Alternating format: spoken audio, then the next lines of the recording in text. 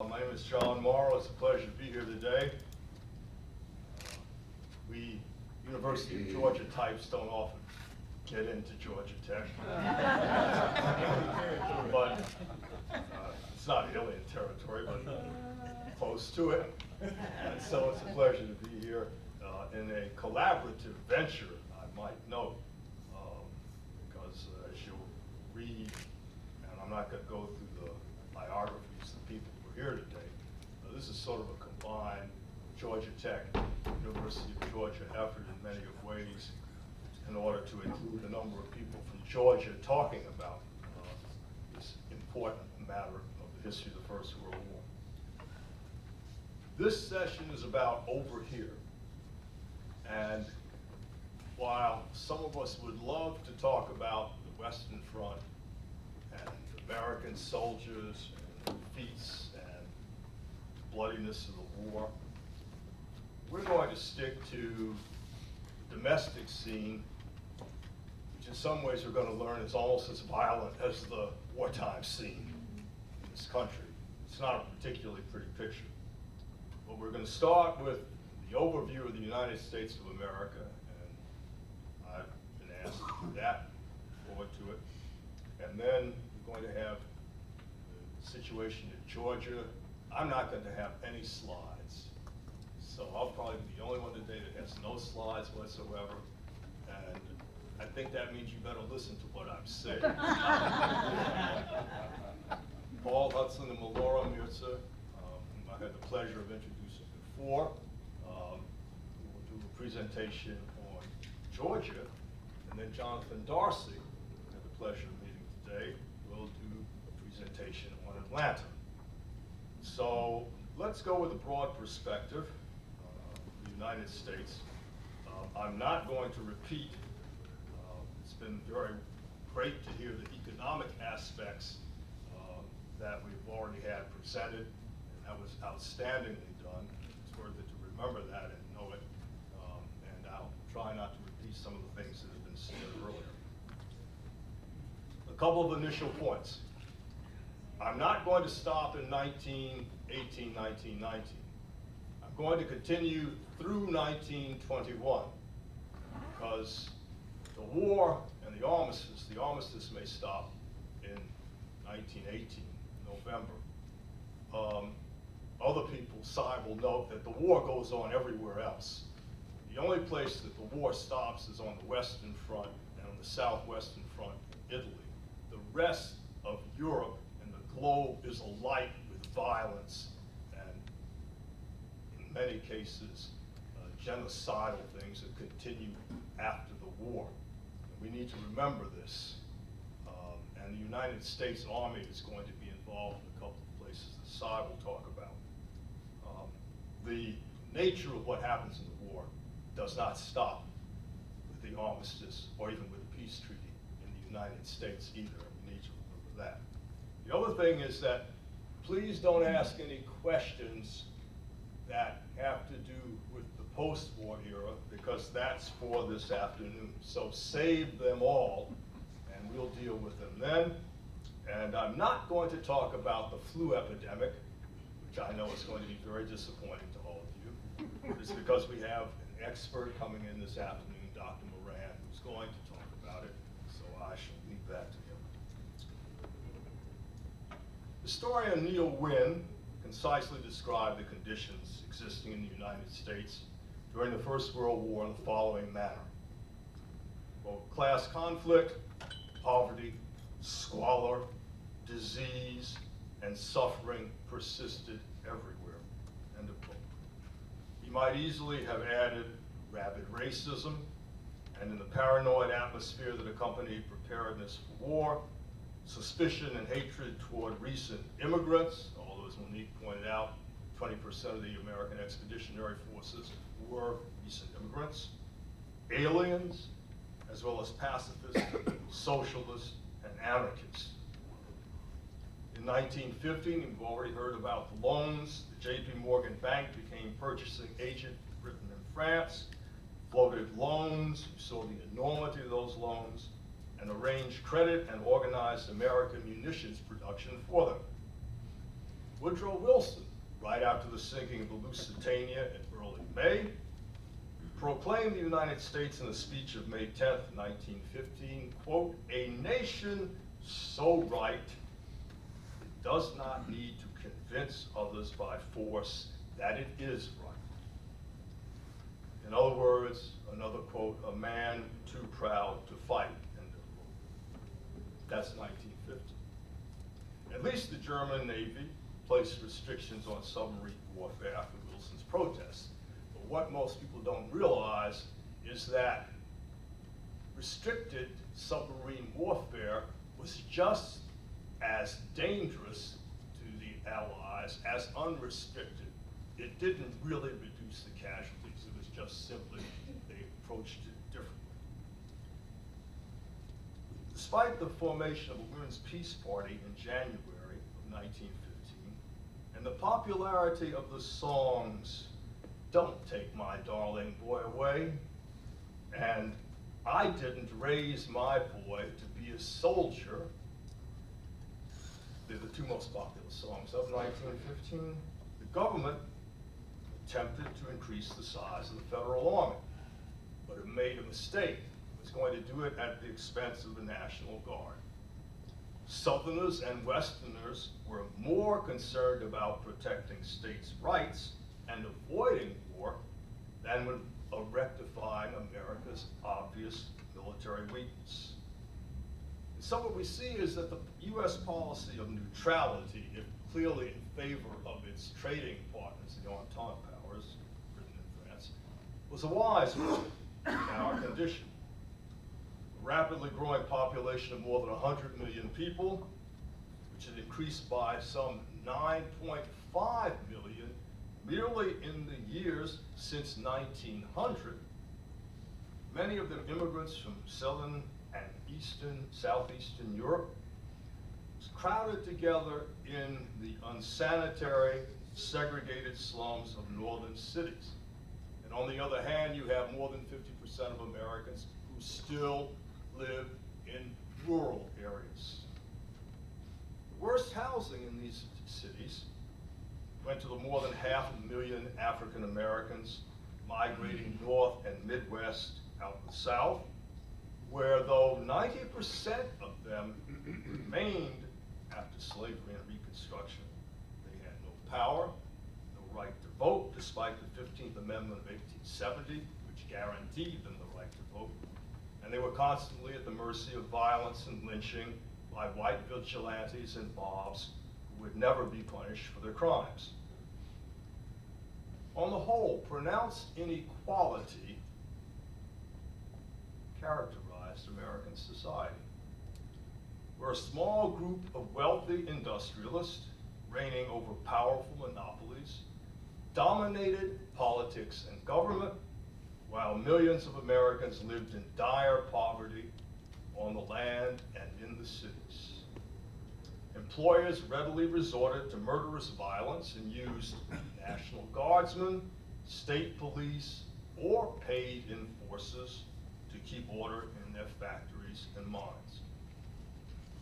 In 1916, the situation did not improve. A rising number of strikes from 1,000 in 1914, 3,600 in 1916, reflected the poor wages and living conditions of the American labor force. Rumors of German conspiracies, intrigues, and sabotage abounded. The American punitive expedition, led by John J. Pershing into Mexico to stop bandit Pancho Villa's murderous raids into Texas and New Mexico, failed to find Villa. But it did lead to clashes with Mexican soldiers that brought us to the brink of war with Mexico, a conflict for which neither country was prepared. If you look at the ratings of the various armies of the globe at that time, Mexico was rated 12th and we were rated 13th. So it doesn't look good for either side at that point, but you realize how unprepared we are for war. But at least in 1916, a compromise to increase the National Guard and the regular army enabled the expansion of both. On the other hand, in terms of industrial mobilization, which is going to be even more critical, a newly created Council of National Defense lacked the power to coordinate the stumbling mobilization of American industry. German resumption of unrestricted submarine warfare in January 1917, Professor Salomon covered. One of the additional factors in German resumption of unrestricted submarine warfare actually was the devastating battles of 1916, which had been so costly that the Germans became desperate, even at the risk of bringing the Americans into war, that they couldn't continue bleeding themselves white on all the different fronts. And so this was a desperation step, trying to take Britain out of war with submarine warfare. The Germans will try it in both world wars. For some reason or another, they didn't learn from the First World War. They never had enough submarines in either war to be able to do that. The disclosure of the Zimmerman telegram, which is an absolute classic. Arthurzimmerman, who was German Secretary of State for Foreign Affairs, considered himself an American expert. He had actually taken a transcontinental railroad trip from California to New York. That was his knowledge of the United States, and he drew his conclusion from that and decided it was worth it to bring the Mexicans into the war by proposing that if they won, they would get all the territories that they had lost to us in the Mexican-American War of 1846-1848. Well, this plus the loan situation was essentially the straw that broke the camel's back. And Woodrow Wilson declared war on Germany April 2nd, 1917. Congress ratified it April 6th. And now it became a crusade to make the world safe for democracy. As Wilson's African-American critics wryly observed, he needed to start at home, where he had segregated the federal bureaucracy, closing a significant avenue to the middle class for African-Americans. He welcomed the introduction of discriminatory bills in Congress and did nothing to discourage lynching. In any case, when Wilson referred to the world, he meant the white world, the European world. He had no intention of bringing democracy to any of the colored peoples of the globe.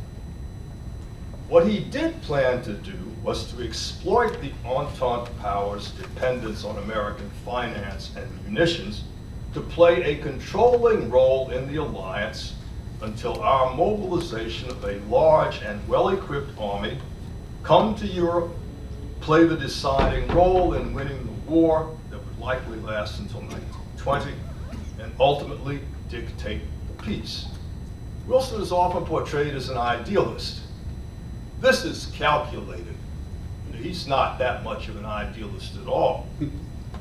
Calculation is, and ironically, it parallels the earlier British calculation that they would fight a naval war and a financial war, and they wouldn't have to put their soldiers on the continent until 1917, by which time the French and the Germans would be exhausted, and they would dictate the peace. So Wilson does a similar calculation. Funny thing about plans, war wrecks them all. First, the Army. A large number of American volunteers had already crossed the Canadian frontier to serve in the Canadian Expeditionary Force or Air Service, thousands of them. They're basically unknown. What we remember is the youth, many of them from privileged families and privileged institutions, who joined the French Air Service to much publicity in the United States. Yet the draft instituted by the Selective Service Act of May 17, 1917, did not prove particularly popular after the initial outburst of patriotic fervor. Some 3 million men never registered for it.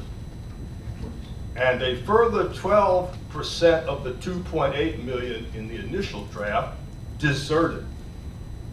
Midwestern and Southern congressmen opposed the draft, and American entry into the war. Furthermore, white Southerners adamantly opposed the arming of African Americans, who they feared would menace the Southern system of white supremacy and Jim Crow.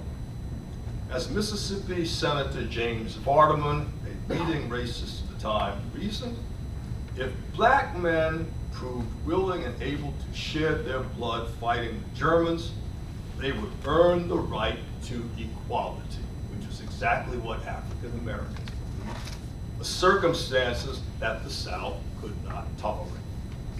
Ironically, when the United States severed relations with Germany, the government, reasoning that no German infiltrator could disguise himself as black, mobilized the colored battalion of the D.C. National Guard to guard federal buildings.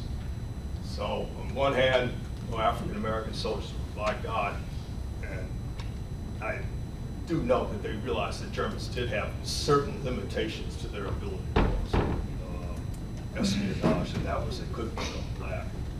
Ultimately, though, some 40,000 African American soldiers would serve in combat as infantry in France in either the American Expeditionary Force or in the division attached to serve in the French Army in 1918. And it is the division, 4 regiments that were serving in the French Army that established the reputation of African American soldiers as superb combat infantry on the Western Front. The 369th Regiment, better known as the Harlem Hellfighters, actually known to the men as the Harlem Rattlers, established the best record of any infantry regiment in the American Expeditionary Force, bar none. Ultimately, the government sent no regular army units to France. Instead, it divided its officer cadres among newly formed divisions, all of which would require further training by the British and French armies before entering combat. Now, the mobilization of industry proved a much more difficult task. American units would actually require French artillery, tanks, transport, and aircraft in order to fight. France, not the United States, became the arsenal of democracy. What had happened to the great expectations? The American government presumed minimal government interference in mobilization and provided no coordination for the chaotic military procurement among various army agencies. Voluntarism did not suffice to solve the transport and fuel crises that brought the national transport network to the brink of collapse in the winter of 1917-18, forcing the government to take control of railroads and then intervene to increase the inadequate supply of coal. Despite the more than 1 million women, 500,000 African Americans, and the importation of 150,000 workers from Puerto Rico and Mexico, labor shortages plagued the industry because of all the men drafted, while the decline of real wages in the inflationary wartime economy led to 4,200 strikes in 1970, the highest level ever experienced in the United States at that time. Most embarrassing was the fact that the vaunted American automobile industry and the American industry in general proved incapable of developing and producing weapons of war, such as tanks and planes, in the short time allotted to them. They would have been ready had the war gone on to 1920. It did not, as we know. The presumption that the American automobile industry in particular, the largest in the world, could turn its talents to airplanes, and I'll speak some more about this afternoon, proved abortive, as the technical demands of modern aviation far exceeded its capabilities. As the coal and fuel crisis of the winter passed, the United States government gradually centralized the war economy, which is what other countries had already done, integrating the interests of business and government and emphasizing the increased regulation and scientific management of industry. Under the governmental umbrella, large corporations develop, and you have different titles for this depending on perspective, centralized war capitalism, or state corporate capitalism, or what other observers labeled a welfare state of the American business community. The larger society, the government's mobilization of popular sentiment used a combination of propaganda and repression. The Committee of Public Information supplied the propaganda, films, 4-minute men who were there in the 4 minutes it took to change a reel in films of the time to get up and have these really dramatic, graphic proclamations of why Americans needed to do their bit in this war. The Espionage Act of 1917 empowered the postmaster to censor recalcitrant publications, and a new Bureau of Investigation under a young J. Edgar Hoover within the Justice Department to enforce the law. The government ignored blatant violations of civil liberties and hysterical intolerance, such as vigilantism against the industrial workers of the world, better known as the Wobblies. All things German, and we've already noted the sauerkraut becoming liberty cabbage, among other things, and by extension, those whom society identified as other, namely African Americans and aliens. The Sedition Act of May and Alien Act of October 1918 empowered the government to deport people, as it had no hesitation about bridging civil liberties in wartime. Well, the dynamite keg of American society exploded in 1919. A Red Scare, occasioned by the formation of the Soviet government in Russia, prompted increased governmental repression of outsiders in America, which simply carried on and extended. Workers, immigrants, and African Americans. The mobilization of the army and industry, combined with severe inflation and dismal working conditions, to result in thousands of strikes, including major ones in the steel industry and coal mines. Any hint of radicalism, any strike, appeared Bolshevik-inspired, so federal agents rounded up more than 5,000 aliens at the turn of the year 1920 and began to deport them en masse. The stricter immigration laws of the 1920s consequently come as no surprise under these conditions. Race riots that dotted the American landscape starting in 1900. They would continue through 1921. The war exacerbated them as well. In the Red Summer of 1919 actually referred to the 25 race riots that bloodied American cities that summer. That year, white Americans lynched 80 black Americans, including a dozen soldiers returning home to the South simply because they were wearing their uniforms. A right taken for granted by victorious soldiers of the Entente powers from all over the globe, as the French military attaché in Washington observed angrily.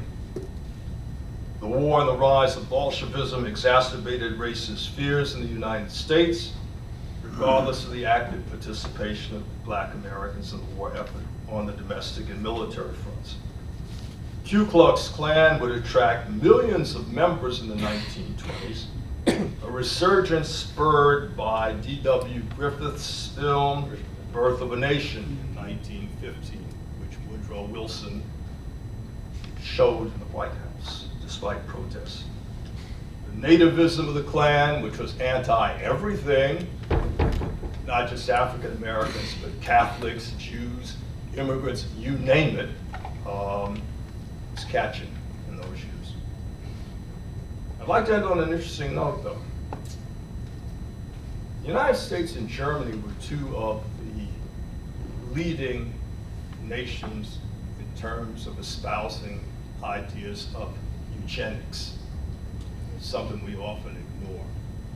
The First World War gave a huge boost to the eugenics movement. American eugenicists in particular considered the war, quote, the most appalling catastrophe that ever befell mankind. They were right, end of quote. But the reason was that the white race had suffered irreplaceable losses of genetically superior people. In the popular book of 1917, The Passing of the Great Race, eugenicist Madison Grant advocated racial cleansing to eliminate not just, quote, inferior races, but also, quote, inferior segments of all races through forced sterilization and selective breeding. Consequently, beyond African Americans, Grant focused on immigrants from Eastern and Southern Europe. Yet, he further warned that inferior white Southerners, Georgians, Alabamians, and Mississippians presaged the downfall of the white race in the United States. Sounds about right. Well, I don't know how many of us here are from Alabama, Georgia, Mississippi, but welcome to the club who shouldn't be here and wouldn't be here if the American eugenicists had their way. That encompasses most of us probably in this room. I should add in closing, Grant was a New Yorker. Thank you.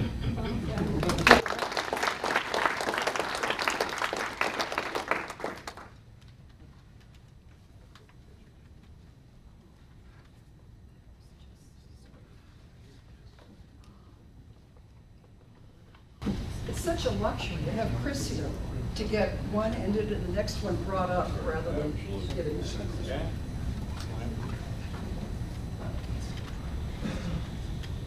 Good morning. Good morning. Good morning. We're Paul Hudson and Laura Mirza from Georgia State University Perimeter College. Our talk is Over Here, referring to Georgia in World War I. There's always two Georgias, Metro Atlanta and the rest of Georgia. Atlanta set the pace and the state responded. And let me just say we're thrilled that Senator Sam Nunn, a great Georgian, is here today. But here we see a victory parade in Atlanta after the war's end nearly 100 years ago. By 1917, soldiers from Georgia were over there in Europe. Most Georgians got news on the war from the Atlanta Constitution. I grew up on that in the morning newspaper.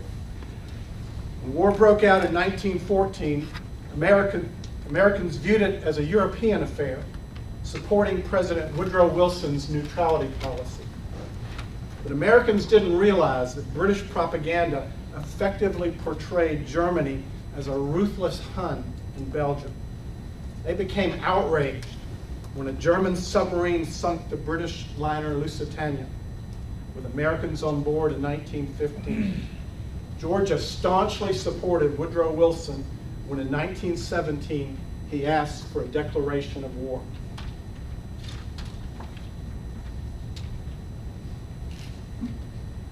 Georgians felt kinship with Wilson, who grew up in Augusta. You can visit his boyhood home there.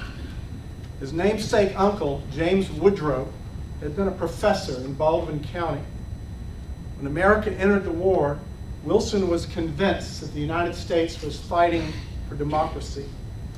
This U.S. propaganda poster urges, "Wake up, America! Lady Liberty is asleep." General Leonard Wood, a Wilson military advisor, had urged preparedness for war. He believed the South was ideal for military camps, an economic boom for the region. Posted at Fort McPherson in the 1890s, he had been Georgia Tech's first football coach. He would be amazed to look out this window here and see Grant Field. General Wood supervised the southeastern department of U.S. military camps. Most notable in Georgia were the U.S. Army camp, Camp Gordon in Chamblee, my hometown. There were also 2 National Guard camps, Camp Wheeler in Macon and Camp Hancock in Augusta. They hosted entire divisions, up to 35,000 soldiers. Fort McPherson in Atlanta, established in the 1880s, was ready-made to train officers. Here's one processing a selective service draftee. Before I move to the next slide, I want to tell you, I have only been a native Georgian Atlantan for the past 24 years. And long before that, I grew up in Marblehead, Massachusetts. So thank you all for welcoming me.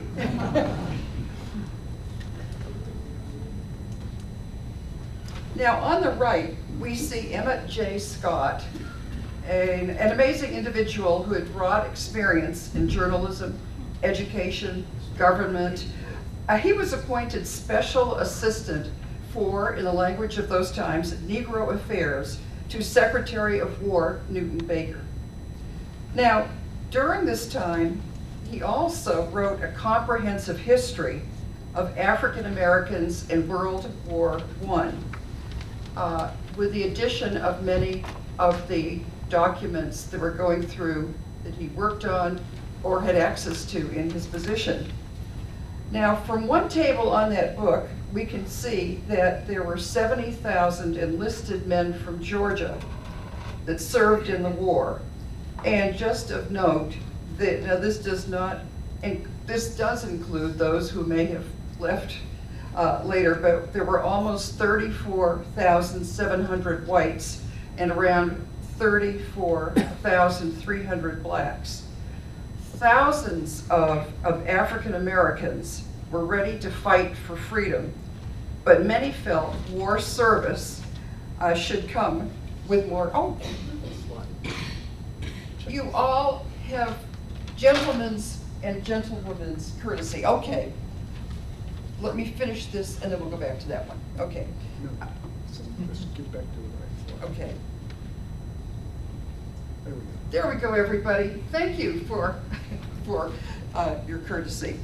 But many Georgians, black and white, but especially black, were worried or downright skeptical about when the Jim Crow laws would change.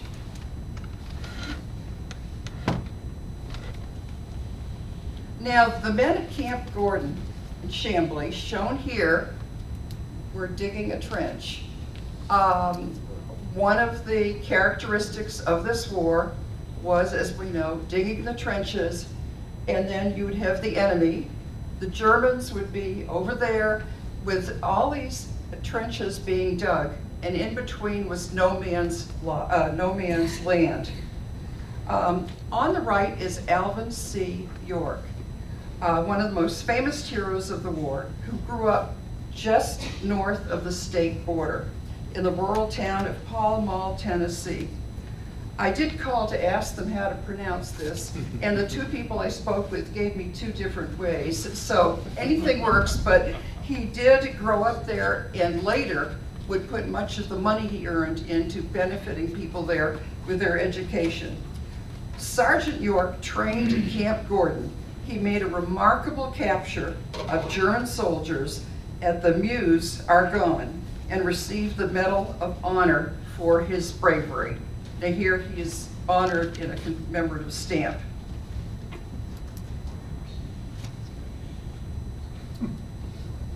Well, here we see someone carrying a huge pile of books. What do you do if you want to contribute to the cause? You don't have much money, but perhaps you have books or magazines at home. In addition to those who had many books to contribute, part of the campaign was to make available ways for all Georgians, and actually for all Americans, to contribute in various ways to the war effort. Books wanted for our men in camp and over there. Take your gifts to the public library. Incidentally, we also see the bayonet on the top, and I just saw a wonderful exhibit that shows the various rifles and those with bayonets that I recommend everyone look at afterwards. Now, this ALA poster shows that you can bring them to your public library.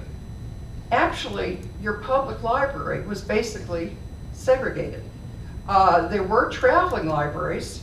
I'm pleased to announce I discovered someone from Marblehead, Massachusetts, who set up some libraries, and these were administrated by what was then Atlanta University. And there were other means. But getting back to the camps themselves, the camps, like the troops overseas, to which they'd be joining, were segregated. Now, the men learning to read, many from areas that were very rustic, very rural, whatever their backgrounds, whites were taught in one area and blacks were taught in another.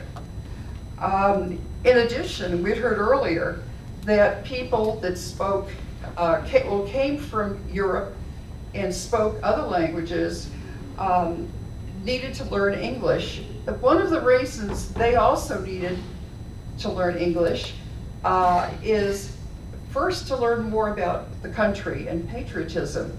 But secondly, if you're going over there, you need to understand what the commands are in English. So teaching English was an important part, and literacy.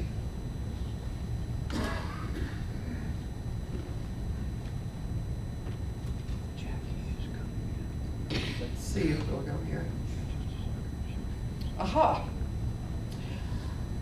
In this photo, we see a British officer. The British officer is training the Americans at Camp Hancock in Augusta.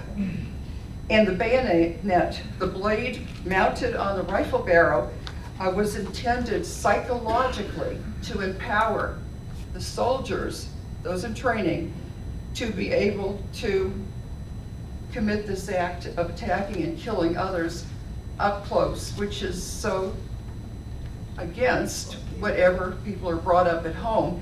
And so this was created as to make it possible for people to move forward. Now, when the soldiers were crossing no man's land and they were meeting the enemy on the other side, or maybe even over their trenches, other men could protect them with their bayonets. Frequently, they would be throwing grenades, so the bayonet had a use there. Now, by contrast, of course, machine guns could be fired from a distance. So we're seeing something that was used in previous wars and in this war, but I think you'd probably say in most cases, in the future, it was more on its way out. There were other ways to attack. Now, Camp Hancock was mobilized in 1917, and the various Pennsylvania National Guard units were sent to Camp Hancock.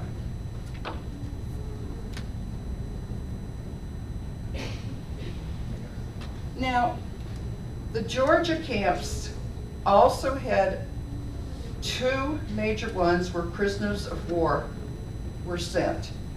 Now, they also had enemy guests, and these would be people who perhaps had been born in Austria or Germany, and as happened with the Japanese later, internment, and they were sent to this particular camp, Fort Oglethorpe, on the Georgia-Tennessee border.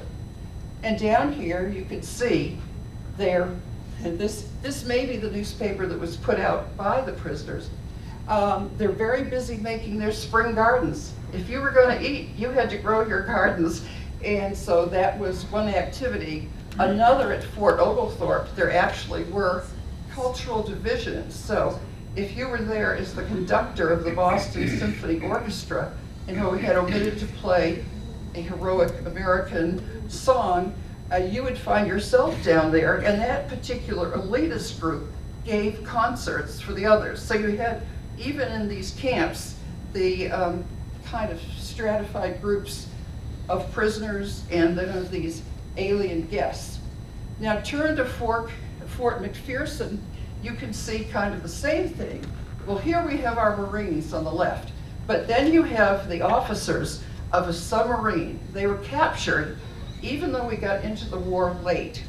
We had ports, they were there, we entered the war, and so here is a group that's been moved to Fort McPherson, and you can see the offices. Now the officers are going to experience some rights in there, in the prison, or for POWs. Now further on you see the sailors, and they're probably going to be put to work to build roads and do a lot of hard labor. So there are various stratifications in just about each area you looked at.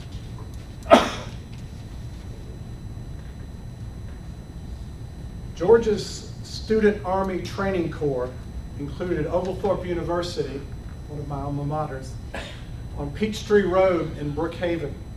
That meant Peachtree Road, not far from here, was extended northeast outside of Atlanta. Men's colleges such as Oglethorpe and UGA began a slow process of going co-ed during World War I, when women had more enrollment opportunities.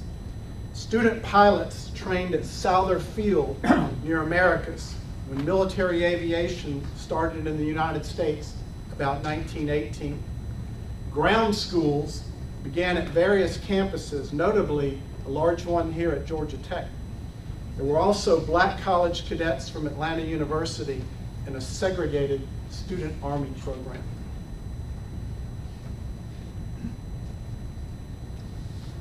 Here we see at Camp Gordon, again at Chambly, this extraordinary photo.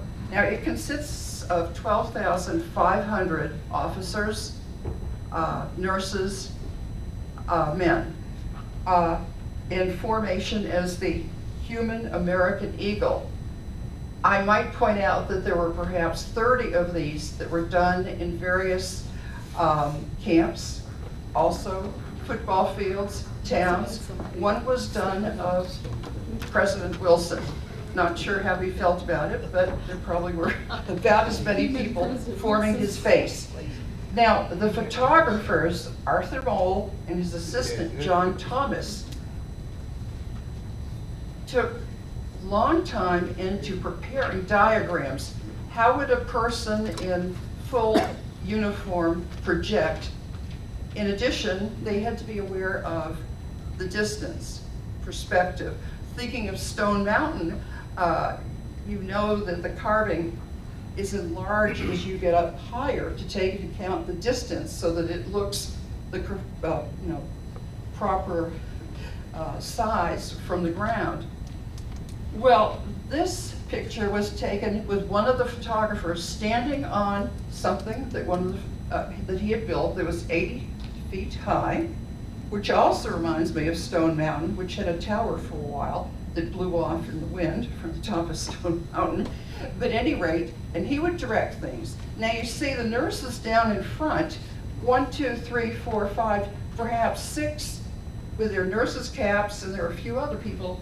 If you go way to the back, there are perhaps 300 or so in 2 inches or just a small area on the screen. So to put it together, they had to take into account perspective.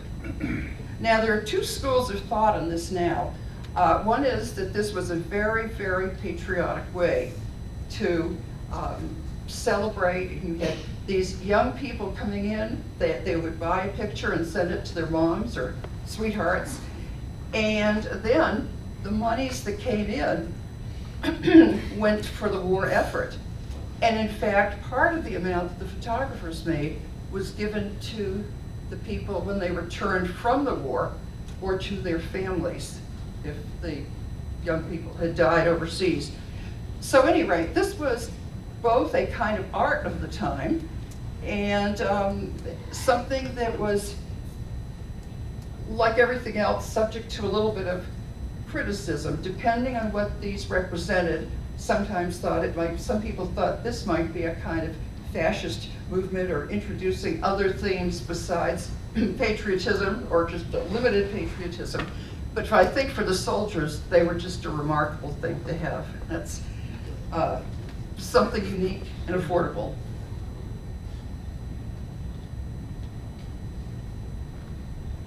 That's some human eagle, isn't it? Yeah, he doesn't want to go away.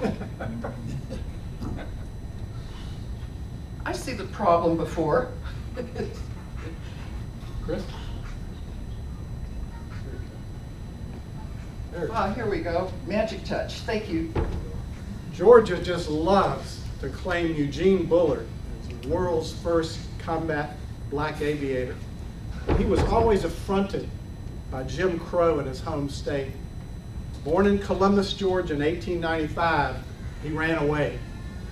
Learning that Europe had no racial color lines, he became a stowaway on a transatlantic ship to Britain in 1912. He fought for the French in the Battle of Verdun and was decorated for bravery, sustaining serious injuries. Bullard then requested flight training from the French, flew 20 missions, and downed at least one German plane. Charles de Gaulle made him a knight of the French Legion of Honor. And I think Eugene Bullard is emerging as this fascinating star in the Centennial, because most of us aren't aware of him, but he's really, it's a remarkable life that he led. Atlanta chapter, American Red Cross, coordinated relief throughout Georgia. Founded at the old Ansley Hotel in 1914, its charter was signed by President Wilson. Atlanta was Southeast Regional Headquarters for the Red Cross. During the war, it emerged as a great humanitarian organization, specializing in supplementary wartime aid and medical help. It also effectively treated the 1918 Spanish influenza in Georgia. Atlanta, as a rail hub, provided statewide coordination for other organizations. They included the Federal Reserve Bank for Liberty Loans and a regional office for the YMCA, both with high numbers of women volunteers. I always press this button with a sense of doubt, pull it advance, so I can only imagine what it's like if you have equipment that doesn't work and you're engaged in one of these situations where your life is on the line. Well, this is a poster among the many posters that are available to us from the Library of Congress, and they are truly addictive. They are classified, all of these, as propaganda, different approaches for bringing America in such a short time into contributing to the effort, to enlisting, to so forth. And what was interesting is a lot of the artists of the time donated their time to do these. Some were commissioned. And I noticed on the front page of the Wall Street Journal last week, the man who did Sandy, who did Liberty, and who did Liberty Asleep, and who did, let's see, Uncle Sam, the kind of iconic things. Someone had stolen another picture he had done, and then it was returned back to his home last week. So it was just a surprise to see it on the front of the Wall Street Journal. You know, the market had gone one way and so forth. So I think it just shows that these incredible posters have become part of our art and sort of our human consciousness in America. The goal of the United War Work campaign was to get a number of groups that wanted to be very, very helpful, and some we've talked about already, to work somewhat together. When you think we entered the war late, we had to get funds yesterday. How do you get them, and how do you get them to work together? There were difficulties originally between, say, two different organizations that might have had different views on one faith and so forth. But they got their acts together, they worked together and began working with some organizations because of the common cause, meeting the goals of more money for the cause. And they are listed here for the United War Work campaign. You can see it started sort of right after we were there. And we see here, mounted on horse. Some people say that this is supposed to represent one of our generals, but I don't think so. I think it's just a figure, we don't know. And then you see the men, and they're looking down at what looks like a destroyed town, perhaps destroyed by the enemy.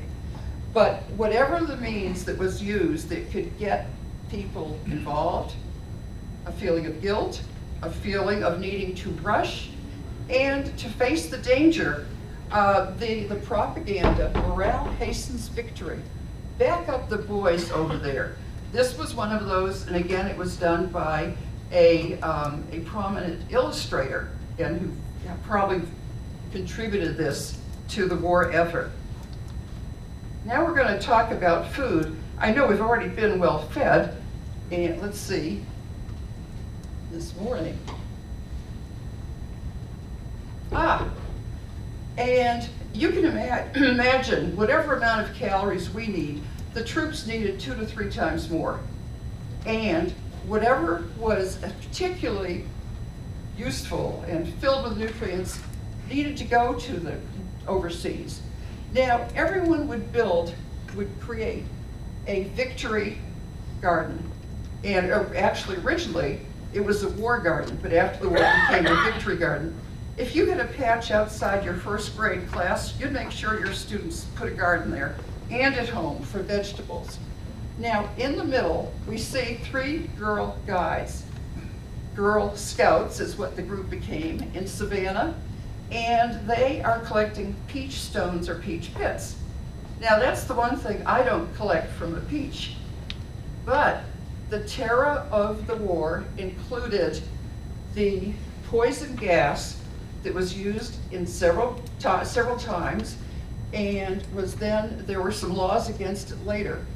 But these peach pits helped make a filter that would protect you when you wore a certain mask. Your mask was on not only for you. If you had horses, the horses needed them. If you had dogs, the dogs needed them. All of the people and animals for the war effort needed those. And on the far right, preserve. That's that other iconic Uncle Sam. He looks a little bit different there. It was the hair and the striped pants that gave him away. When you look at these posters, they will have their names in very, very tiny print. And it's just kind of interesting to see what they have done.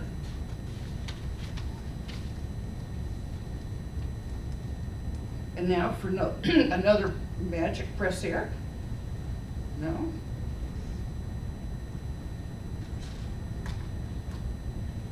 Oops, just a sec here.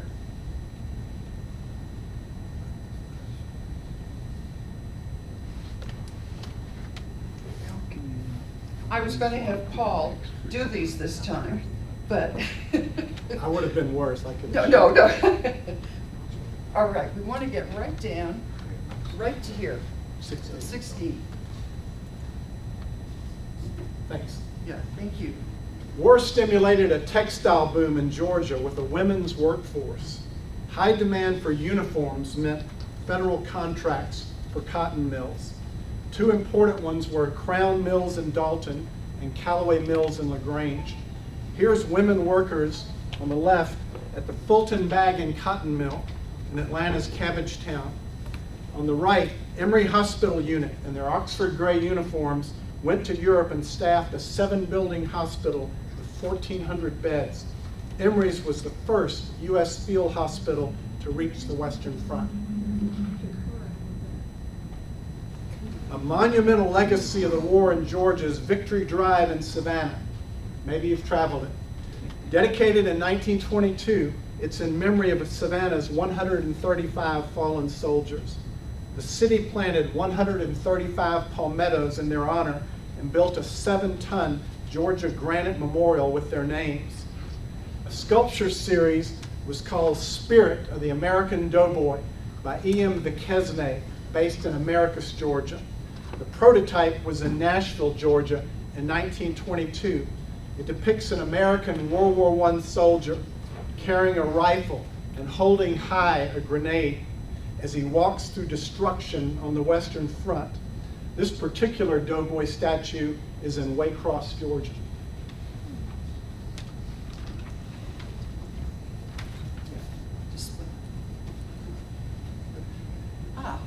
emphasis. Finally, we salute Moena Bell Michael of Good Hope, Georgia, in Walton County, and also UGA, where she helped implement coeducation. She's best known as a war remembrance advocate, nicknamed the Poppy Lady. She entered volunteer wartime service in 1918 with the YMCA on unpaid leave at Columbia University in New York City. Moena was inspired by Colonel John McRae's poem, In Flanders Fields, one of the most famous poems out of World War I. It has the lines, "Where poppies grow upon the crosses row by row." She insisted that the poppy, which returns every year, is a miracle flower. It was to her a symbol of grief for the carnage of World War I and a harbinger of hope for the world of peace and not of war. In 1943, the U.S. Post Office produced this stamp in her honor. It praises Moena as founder of Memorial Poppy. And this marks the end of our talk on Georgia during the war. Thank you all. Thank you all.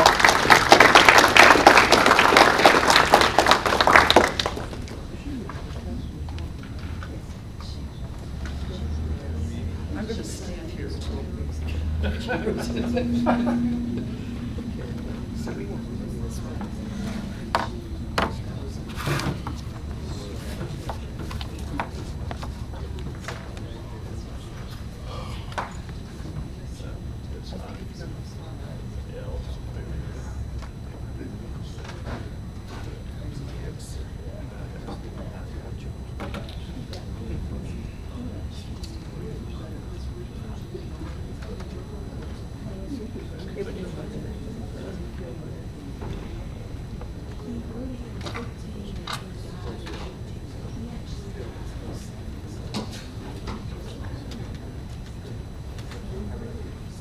First thing to do is always understand your tools.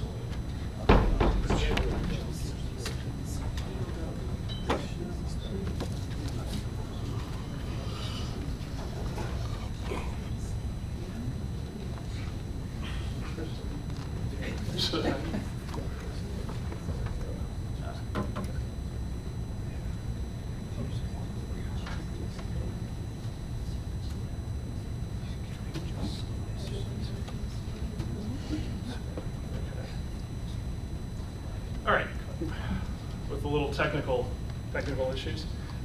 Thank you very much. It's great to follow up. I am going to talk a little bit about Atlanta in World War I. And you might wonder, I'm an international relations guy, so Atlanta is not, although we have always aspired to be an international city, and we are in some ways, it's not exactly the territory you would think. But actually Atlanta, there's a couple of connections. One is I am obsessed with geography and maps, and that's what you're going to see today.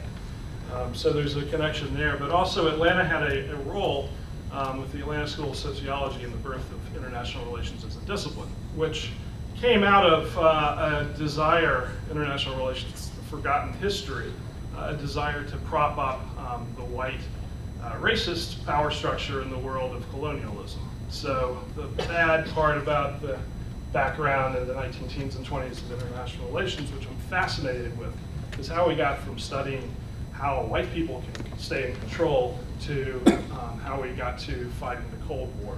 So I have a final piece, which is my father grew up on a tobacco plantation in Decatur County, Georgia in the 1920s, 30s. So I would have been one of the group that was not here had he not come to Georgia Tech and had the good sense to graduate from the school right after World War II.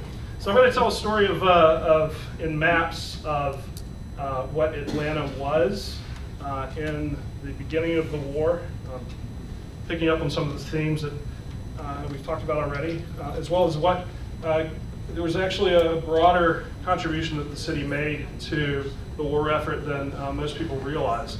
It's actually extremely difficult to figure out what Atlanta did. There is actually, if you look at the number of books written about Atlanta and World War I, it's an easy count because there are none.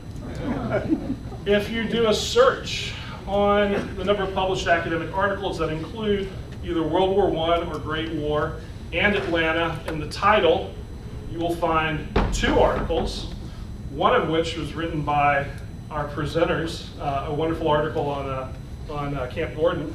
The other one is about the evils of leisure and of venereal disease in Atlanta, which was a big part of Atlanta's contribution. We were very focused on having purity in our troops, and we did a lot to support that. But so there's 2 articles that come up that are relevant if you do a title search within EBSCO, and there's 14 if you do a more broad search looking at abstracts and things like that. And amount of coverage dedicated a recent biography of Asa Candler, who was the wartime mayor. A lot of people don't realize that Coca-Cola's millionaire who ran Coca-Cola stepped aside or was drawn aside to become the mayor of Atlanta during the war. There was a grand total of 6 pages that talk about World War I and the Atlanta contribution out of 294 in this really good book, which is about 2%. And most of that's about a personal problem that Candler had with someone who was trying to extort him. So in contrast, if you look at the contemporary coverage of Atlanta in the war period, just looking at New York Times articles with Atlanta in the title, you have 77 articles, which is similar to Houston and to New Orleans. Both New Orleans was a much larger, actually more than 2 times as large size of the city and a bigger contributor to the war. And Houston was another site of another cantonment camp. So it seems out of balance. It's forgotten history. And if you look for monuments in Atlanta, you'll find there's a marker at Camp Gordon from the Georgia Department of marking the history of the camp. And then there's Pershing Point, but it's really difficult to find much else. So I'll talk about what kind of city Atlanta was. I want to take you back for a few minutes to think about what it was like on October 16th in 1916, where you could have been sitting here right outside Grant Field. You wouldn't be in this building. You could have been in the alumni hall across the way. But Georgia Tech was here. It wasn't an old institution. But a lot of that had to do with how Atlanta participated in the war and what happened afterwards, which I'll touch on briefly, but you're going to have to read the article I wrote out of this to get the full story of that. So let's go back to 1916. Atlanta at that point was a fairly typical mid-tier U.S. city. The boundaries of Atlanta are in pink here of the current city, which of course is not the whole metro area. The green is what the city boundaries were in 1916. And pretty much everything north of the teen streets, 14th Street was not part of the city, including where Camp Gordon eventually went. Decatur was not part of it. Druid Hills had about 2 homes in it. It was just being developed. There wasn't a lot here outside of the city limits. It was mostly farmland. And even with regards to, this was not a top tier city. It's number 33 in population. And surprisingly enough, Atlanta was mostly, if you look at the employment figures, which is from the 1920 census, which is virtually unchanged from 1910 percentage-wise, almost 60% of the Atlanta workforce were involved in manufacturing, which is somewhat surprising. You think of this as, it is a train town, and trains were everything for why Atlanta was important. But most of the people who were here were involved in the manufacturing trades. And disproportionately, actually, not quite as much as the norm of the US, the percentage of people involved in trade and transportation. Those who were involved could be very important though. So a little surprising about that. However, Atlanta did punch above its weight because we've always been boosters from the get-go. And I'll show you 1916, this is what we had out there. This is the Atlanta Chamber, the original Atlanta Chamber. There was a convention bureau that brought different conventions to the city. And I love this, did you know Atlanta, this is the ad of the time, the #1 selling point. When I think conventions, I think mules. And that was the first thing, it's the second largest mule market in the United States. And once you get down to number 5, you get something really interesting, which has the best of all year climate of any city in the South. In fact, if you look a little deeper, Atlanta was selling itself in 1916, 1917, and 1918 with the same number of about 68-degree average temperature That's the same number that we used to sell the Olympics for 1996. And I don't know how many of you have been through Georgia, Atlanta summers, but it's not 68 degrees most of the time. Maybe the average. But we also had a fair number of, we were developing up. And we also got a lot of press, partly because of this, the number of conventions we had, partly because of the railroads. Looking at New York Times, we'll jump forward. Looking at New York Times, however, what we were selling as a convention center was not in line with what we were being talked about, because most of what was being talked about in the New York Times was crime. Specifically, almost half of the articles that were bylined with Atlanta in the title were about crime, and the number one was, half of that was about Leo Frank, Mary Fagan murder case, which was an interesting case of, there weren't many immigrants in Atlanta, but there were Jews from Western Europe and from Levant, and the Leo Frank case was the side of lynching and racism that had to do with the Jewish community. We also had the federal pen, which that we had a lot of murder trials here and a lot of corruption trials, which gave us a lot of coverage. So we were known for crime, and we were also known for Georgia Tech football, 222-0 on October 7th, 1916, the largest scoring spread of any game in football history. We were dominant at this time for both years of the war. So we were thinking also about local elections. We had America First as the slogan because we were solidly behind Wilson. Here we had two competing factions which played out during the war. One of which was the outgoing mayor's faction. This was James Woodward, who was a friend of the working man. He was a populist, he was a newspaper typist, who was known for loving quite a few strong drinks. And he had Jesse Armistead as his "Why Not Armistead" was his campaign slogan, as the man who was running on the kind of the traditional Democratic ticket. And against him was state-old Asa G. Candler, who's a reform candidate. He was interesting. He said, "I will not run and I will not campaign, but if I am drafted by the business community to serve the city, I will." Of course, he ended up campaigning. He wasn't apparently a very effective speaker from what has been told, but he was a lot of things that were good for the city in the war, most of which was he was a very well-connected capitalist, including his brother, who was a financier in New York. And he was connected across the U.S. and with the U.S. government, and he was a big supporter of Wilson. So Wilson won with almost 80% of the vote in Georgia, and Candler won with a solid win as well. And he came in on a reform platform which included prohibition. It included moral rectitude and getting rid of prostitutes and other things which, parallel with the Army, they didn't want that around their Army camps either. So there was an alignment of interest around the morality of the troops and the moral upraising of the troops who were being trained. So Atlanta was starting to become a vertical city. This is looking north up Peachtree around, it's around 10th Street, a little lower than 10th. And then that's the Flatiron building on the left, which was the original. The one in New York you may have seen was a copy of ours. Asa Candler was involved in that. That's still there. But for the most part, Georgia Tech was here. It was a city, but it was a lot of country mixed in. This is a really cool map from 1919 of the city in perspective view. This is Georgia Tech, and we're right there. You can see this is the alumni building across the street, and that's Grant Field as it was. It was about 10 years old. And then, but if you look broader, there's a lot of houses around us, but there's also a lot of fields. And this is not far from the rest of the city. You can see over on the far right, it's the Georgian Terrace Hotel, and the apartments that were next to it, which were built in 1911, which was the Ritz Avenue of Atlanta at the time. So overall, this is the city.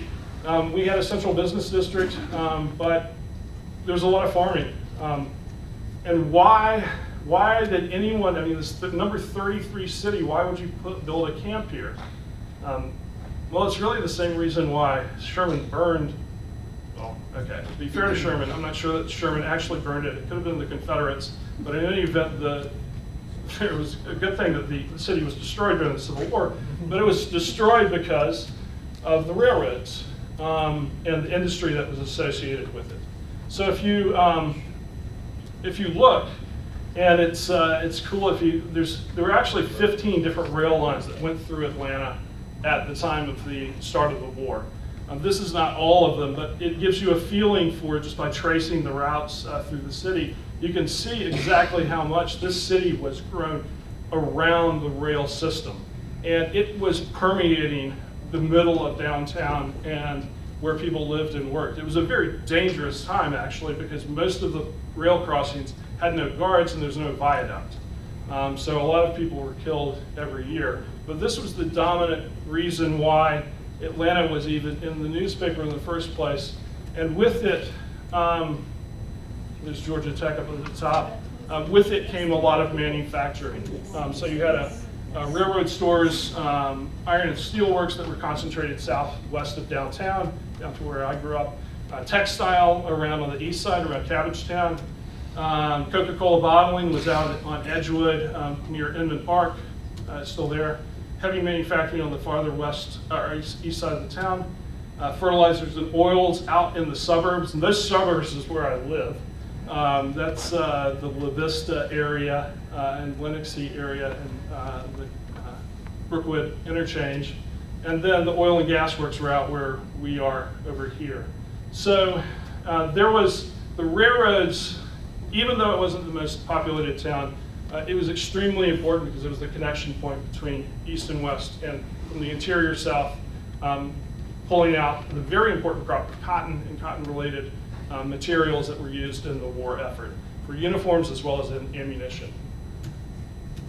So, the formal roles. What did we do during World War I? We had three big buckets. The first is the Expeditionary Force Training and Logistics. And we've already talked a bit about Camp Gordon. I'll add a couple of little color commentaries on that. And Fort McPherson. We also had Camp Jessup, which was built by prisoners of war from Fort McPherson. The submariners who were there actually built a camp next to McPherson that was used as a supply depot. Eventually that moved to Fort Gillem, but during the war, there was another camp that was involved in logistics and in the transport of transportation troops that were used in the war. So that's number one. Oh, we also had lockups. The federal pen was important during the war because we did our part to suppress sedition and aliens and people who we thought we didn't really like very much. Second thing, war administration. In addition to the federal pen and the YMCA and some of the other things, we also had the U.S. Railroad Administration. The Southeast headquarters was here. It was extremely important to coordinate the train system through Atlanta because this was one of the bottlenecks. We also were out of coal, which was a problem for our war effort by the end of the winter of 1918. And we were the head of the War Industry Board, the board that came in power to coordinate, with more power to actually force coordination across industries in 1918. And the final piece that we did, we had other support for the war. We had manufacturing, the Ford plant, which is Ford Factory Square on Ponce de Leon. It's a set of lofts now. That was a 1 million square foot manufacturing plant for Ford, assembly plant, that Ford gave to the US government to use during the war, which we did use. We had a lot of warehousing, bond sales through the Fed, and then this social hygiene movement and soldier hosting, which is a very important part of the white women's effort to support the war. And then the university contributions from, which we've talked about. So the core of this was the three things you know about: McPherson, Gordon, and Jessup. Here's just where they are on the map. Camp Gordon is where DeKalb Peachtree Airport is currently. Less known, there were actually 32 facilities in Atlanta that were used by the military, only by the military. And I realize this is hard to read. So the basic buckets, the things that are probably most surprising, the reddish thing these, there were two ranges that were associated with Camp Gordon. There was one in Marietta, which someone in this room has written an article about the unexploded ordnance that was found there recently. Yes, sir, I saw you in the newspaper. And I'm not exactly sure where that camp was. It was in Blackjack Mountain, but you have to have a lot of land to use artillery, obviously. So there was that facility. There was a range that was 12 miles north of, in Norcross, around the downtown area, that was used for shooting and for mortar practice for the camp, which is difficult to find. So there's those things. The cemetery, and probably the pieces that were not as well known, we had a general supply depot. The Quartermaster Corps was headquartered here for the Southeast. Signal Corps, which was a big part of Georgia Tech's involvement in the war, was with signaling, which is very technical. And we also had a depot for medical, where virtually all of the medical supplies that were not drugs that came from the Southeast were warehoused. And those were warehoused in a variety of places through the city, including at the fort, down at Fort McPherson, but also at the Candler Warehouse, as an ASA Candler Warehouse, in right below I-20, off of, it's right at I-20 and 85, and another loft and film district currently. So we had a very large number of different places where we were involved in the war. And the last two I'll mention are at the Ford Factory Square. The Ford Factory was turned into a reclamation plant for military equipment. So for anything soft, so for uniforms and for webbing and things like that, the women who worked in that factory were turned over to reclaim that from soldiers' uniforms. And across the way, in what was the Atlanta Cracker field, baseball field, there was about 2,000 troops who were convalescing from the hospitals in Atlanta and had significant injuries.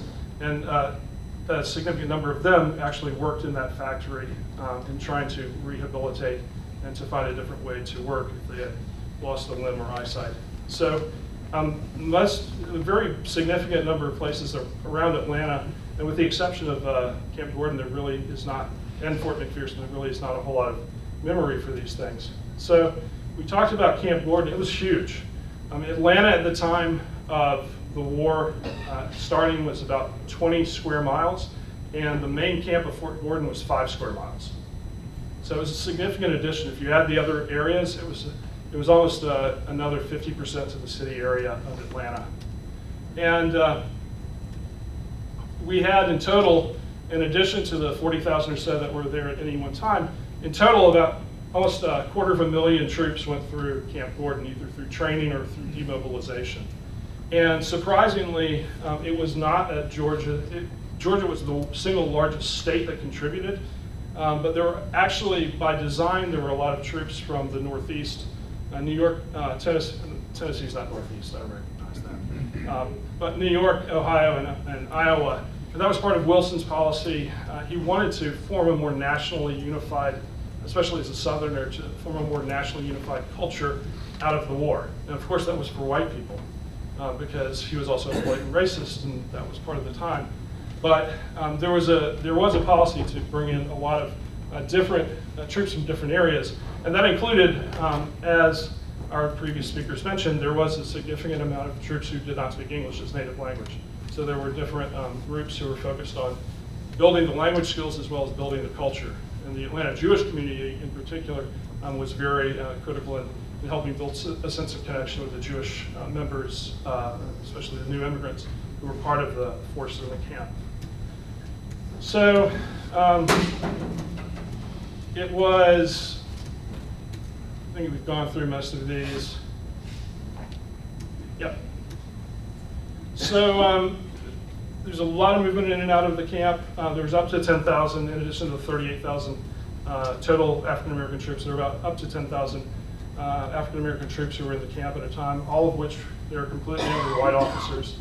And they were all destined to do things in support functions, because there was, you did not want to upset, Georgia did not want African Americans with guns, but they could drive things, they could do medics and things like that. It was not a fair system. And there were, in addition to the number of troops, there was an enormous amount of turnover. In the 2 years that the camp was open, they had 9 different commandants, and a lot of different coming and going with the troops themselves. So it's interesting. This is all of this information. The only place you can find it is in a book, The Order of Battle, that was written after the war by the Army, and it's easily available online. But it seems like to be a virtually untapped resource. So we talked about the mortar practice and the artillery at Blackjack. There are also auxiliary services. The one thing we haven't talked about is this idea of hostess houses. The YMCA, in addition to providing general support, they also provided at each of the 16 cantonment camps, the Army camps that were for basic training, like Atlanta. They provided a hostess house, which in the case of Atlanta was a huge house. It was the largest one in the entire system. It was almost an acre inside. And the purpose of the hostess house was to bring part of the home into the camp.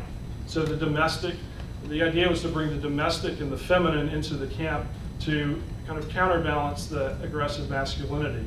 Because you did not want, there was very much a desire, you wanted to have mixing and a unified national force, but you did not want to lose the Americanness that you were trying to build. And part of that was about having home and hearth and motherhood and all of that. And so these hostess houses were for when visitors came, your families came in to visit the troops who were in training. This was a place that the troops could meet with their families. Women were able to, in some cases, stay there. There was hot meals. It was a safe, wholesome, very Victorian environment for the troops to be in. So they wouldn't be drawn into the women of the night and the evils of drink and other things. And as a result, I mean, we were very successful. We had the lowest rate of venereal disease of any camp within the United States, which may say something about the nightlife in Atlanta, but it was a success.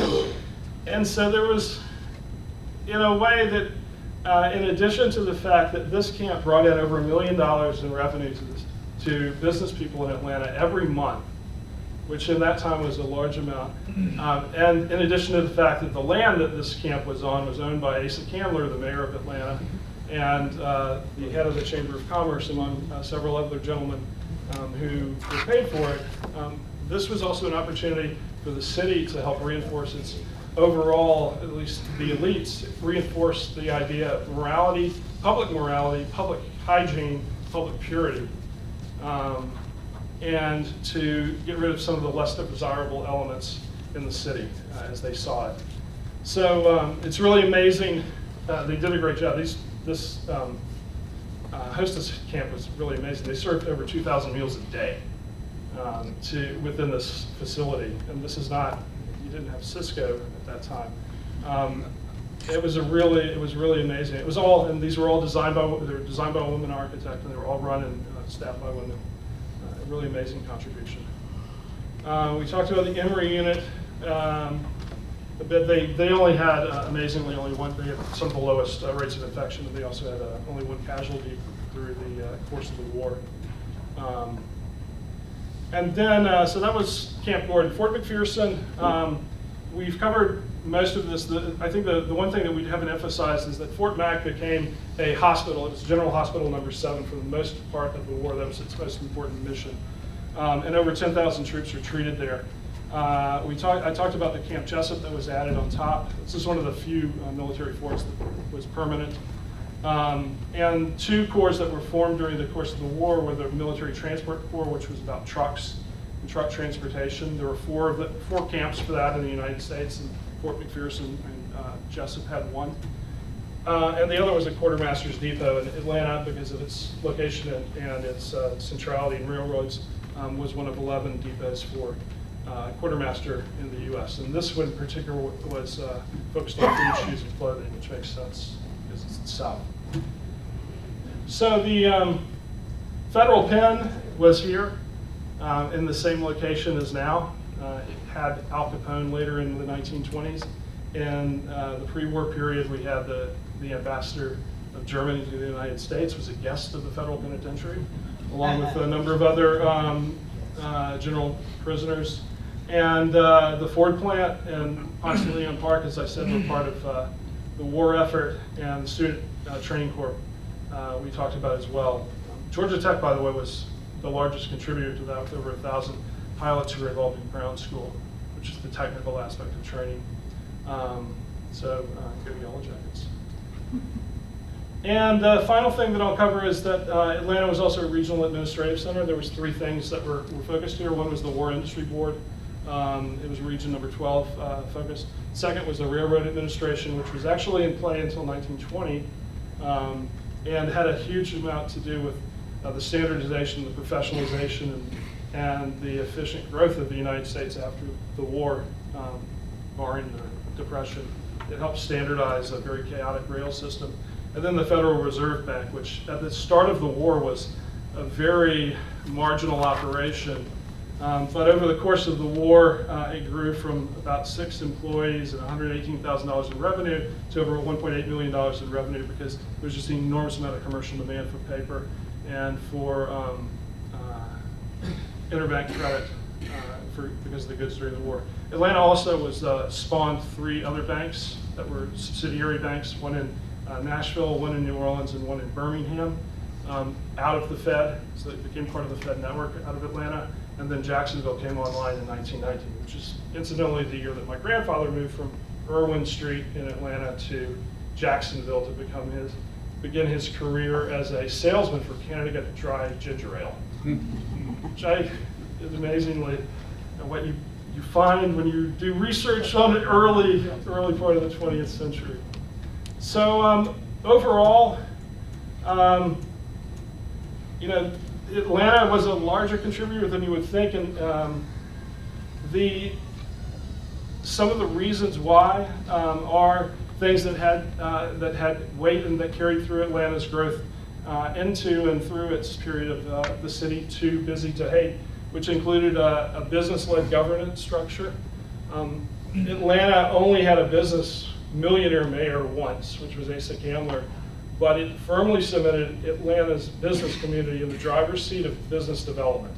So Peachtree Road was extended because of the business community. The camp came to Atlanta because the business community, specifically Asa Candler, personally guaranteed the loans that were required to extend the sewage and water system out to the camp. The U.S. Army Corps of Engineers did not wanted to turn us down because we didn't have enough water. We didn't have running water at the camp. Asa Candler guaranteed $200,000 to personally overnight to make sure that happened. And they really have been in the driver's seat at least through the 1980s.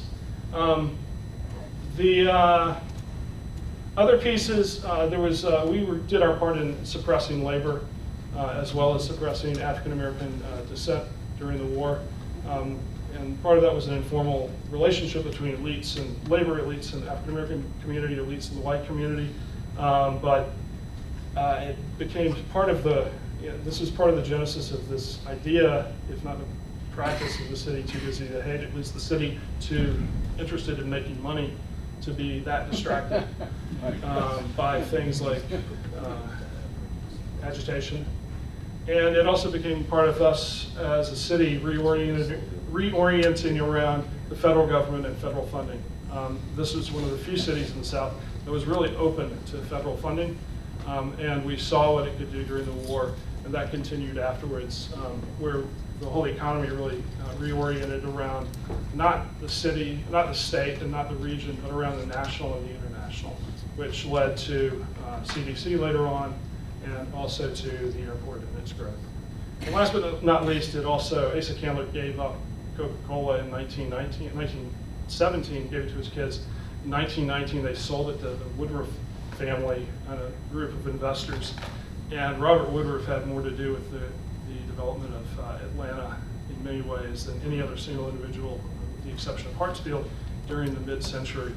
And that would not have happened without World War I. So in many ways, and there's a lot of buildings on this campus, and everything at Woodward, where I went to high school, were from Woodruff. So World War I had a really transformative effect on the city. It was a larger contribution than most of us know. And if the World War I is a forgotten war overall, then World War I in Atlanta is is not even a footnote in the history of the city, and it should be, because it should be much more prominent, because it had a very big effect. We contributed to the war, and it contributed to the growth of Atlanta. That's that. And a notable fire in 1970. Oh, I forgot, I didn't even mention the fire of 1917, which was a form of urban renewal, according to the capitalists. But we got rid of a lot of, yeah, there was, it was this, Atlanta's burned twice. 3 times. 3 times? What was the 3rd time? 4 times if you count Gone with the Wind. So Atlanta did have an unfortunate fire in 1917, which may or may not have been, at least the common wisdom was that it was started by renegade German spies in line with the times. It was actually, it was probably one of the warehouses that was built with cotton. Cotton lint is extremely flammable, and it burned almost 10,000 homes in the course of one day, and basically wiped out Ponce de Leon and the 4th Ward. So that, thankfully, we had troops here to help fight that, but that was a huge part of our experience in World War II, World War I as well. So, thank you.